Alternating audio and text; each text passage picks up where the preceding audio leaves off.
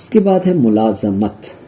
ملازمت کا مطلب کیا ہے؟ ملازمت بھی اس کو کہتے ہیں اور اس کو تلازم بھی کہتے ہیں اور بھی کافی سارے نام ہیں.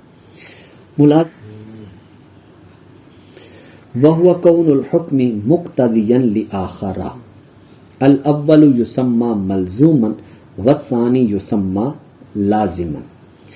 وہ یہ ہے کہ ایک حکم کا دوسرے حکم کا تقاضا کرنے والا ہونا، یعنی کون الحکم مقتضیاً کہ حکم کا تقاضا کرنے والا ہونا، لآخر دوسرے حکم کا، کہ ایک حکم دوسرے حکم کا تقاضا کرے. الاول یسمى ملزوما، جو اول ہے یعنی حکم اول وہ کہلاتا ہے ملزوم، اور والثانی، اور جو ثانی ہے حکم ثانی اس کو کہتے ہیں لازم. یہاں پر ایک میں مثال دیتا ہوں پھر اس سے یہ بات سمجھ میں آ جائے گی. وہ یہ ہے کہ ایک ہے سورج کا طلوع ہونا اور ایک ہے دن کا موجود ہونا، یعنی جب جب سورج طلوع ہوگا تب تب دن موجود ہوگا. اب یہ سورج کا طلوع ہونا یہ حکم اول ہے اور اس کو ملزوم کہیں گے، اور یہ تقاضا کرتا ہے کہ دن موجود ہو، یعنی حکم ثانی موجود ہو، اور وہ حکم ثانی کیا ہے؟ وہ لازم ہے. یعنی سورج کا طلوع ہونا یہ ہے ملزوم، اور طلوع اور جو دن کا موجود ہے وجود نہار یہ ہے لازم.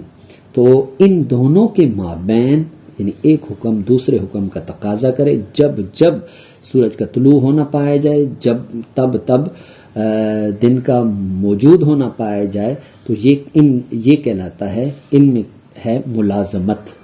یہ جو تقاضا ہے یہ کیا کہلاتا ہے؟ ملازمت. تو یہاں اس کو کہتے ہیں ملازمت. اور جہاں پر ملازمت نہیں ہوتی تو اس کو اتفاق کہتے ہیں. اتفاق، اتفاقیت، اتفاق، یہ سارے نام اس کے ہیں. وہ کیسے؟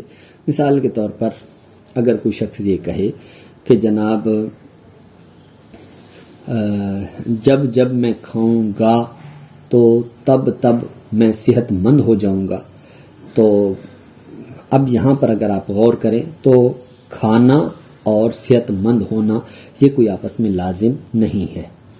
یعنی بعض اوقات ایسا ہو جاتا ہے، تخلف یعنی اس میں ہو جاتا ہے، وہ اس طور پر کہ ایک بندہ کھاتا تو ہے لیکن وہ صحت مند نہیں ہوتا. تو اس لیے یہ